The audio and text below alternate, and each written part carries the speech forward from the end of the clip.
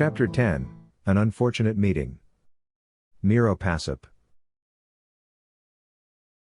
The dungeon was dark, just like how I imagined cells were supposed to look. It was damp, yet I could also feel the sweat coursing down my back. The odor was beyond what I had imagined. It was worse than anything I have ever smelled. Maybe, it was the sweat of all the prisoners or the filth they excreted day in and day out. For those who have been here longer, I don't think they could make out the difference. It was good that the prisoner from the other cell had stopped talking to me. I wanted to be alone with my thoughts. I pretended to be Goemi's witless twin all my life, and when people spoke, I just ignored them. Nobody minded. It was how it worked for me. And now that I was inside this cell, the solitude was more than welcome. My eyes had adjusted to the darkness. Everything was coated in shadows, and inside, it felt like daybreak. Occasionally, I would hear someone sobbing.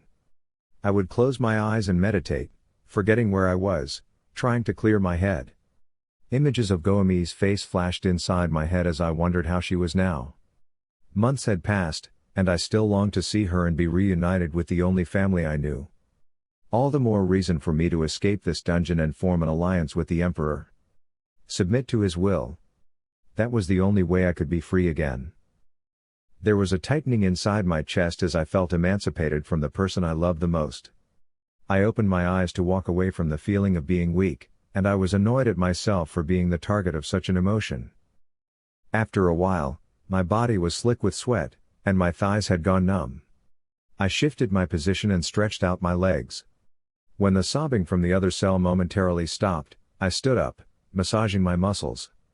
When the numbness had subsided, I walked towards the steel bars and peered outside, curious at what I might find here. To my surprise, a pudgy boy was staring right at me. His eyes were bulging probably as much as mine. Mayo Calo. Craddy hell.